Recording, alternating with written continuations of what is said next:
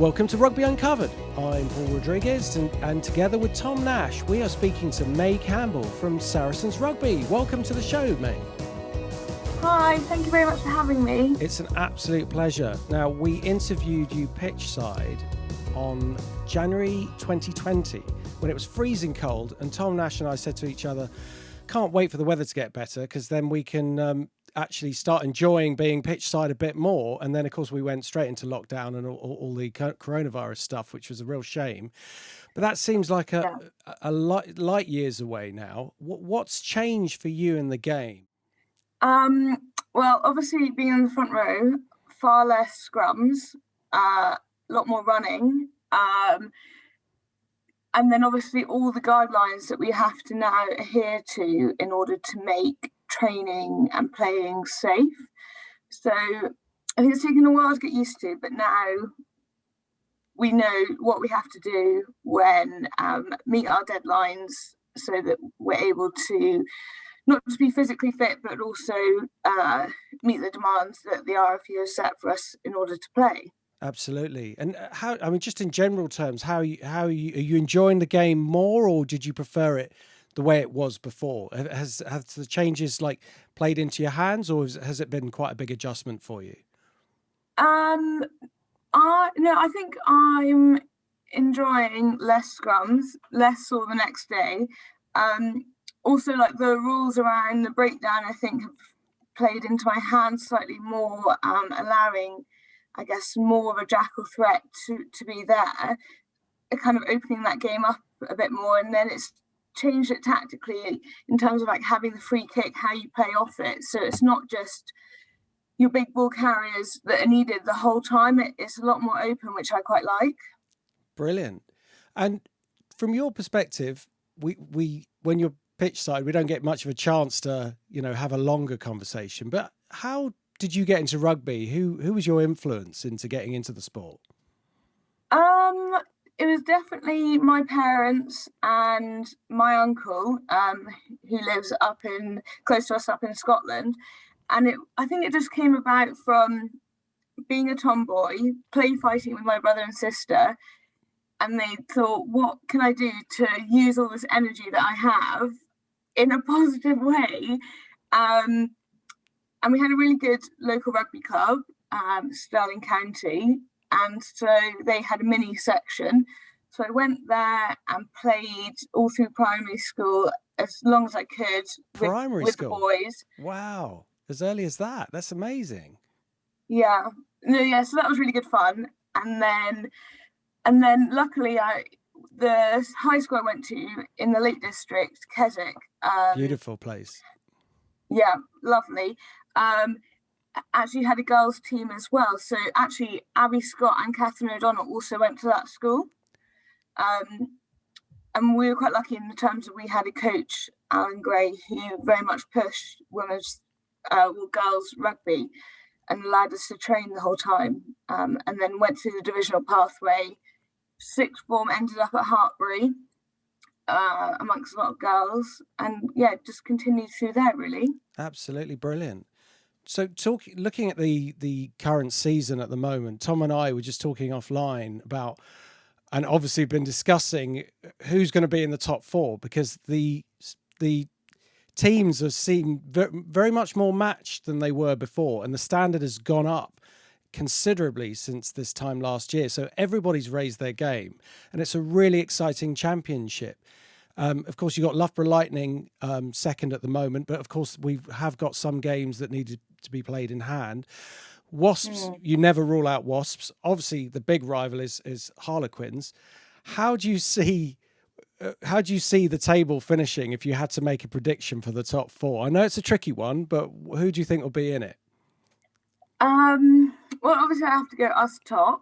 Of course. And then I think top. I think it'll be a tough competition. I think, Harlequins, Loughborough, Wasps, also Exeter. Yes. Could easily make their way up in, because I think they're fifth now at the moment, but they could easily, they're on great form at the moment, find themselves in that. So yes, it's really good how much more the competition, how competitive it has now become. Yes, I mean, it's nice when you, obviously for your side, when you're much further ahead than the other teams, but of course for the viewer, it's fantastic when they're more closely matched. And the reason why I said top four is because, of course, Exeter are playing so very, very well at the moment, and they may have too big a gap to close, but they may not. So it's going to be some really exciting games coming up, and we're really looking forward to them. So no one wants to wish their life away, but there's some great scheduled games coming up that we're really looking forward to. Now I'm going to hand over to Tom. So thank you for answering my questions. Over to you, Tom. Thank you. May, lovely to see you. Thank you very much for joining us. What I wanted to ask you follows on from what Paul said, was that you made your debut for Saracens at quite an unusually early age. Did that coincide with getting into the England under-20 setup? So I made my debut for Saracens, I think when I was 19, and I made my first senior, Premiership debut for Bristol, as I was still at Hartbury then, when I was old enough to. So I think then that's when it coincided with being involved in under-20s, and then continued that first season that I was at Saracens. And obviously Rob came and was the coach then. So that was a great first season. Didn't end that well, but it was a great first season for Saracens. And what brought you to Saracens?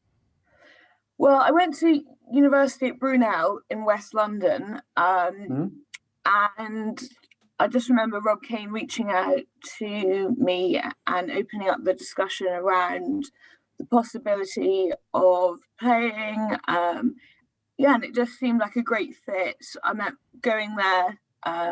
Obviously, I was one of the youngest, but I had the likes of George Gulliver, who was there, who was slightly terrifying when I first started, but she was great at throwing me in at the deep end. I definitely knew when I did things wrong, but also when I did things right.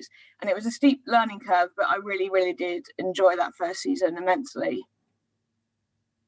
You have another day job as a recruitment consultant. Yeah, I do indeed. We know how busy you guys all are, but somebody said to me recently that given their busyness, their lives since COVID hasn't really changed very much at all.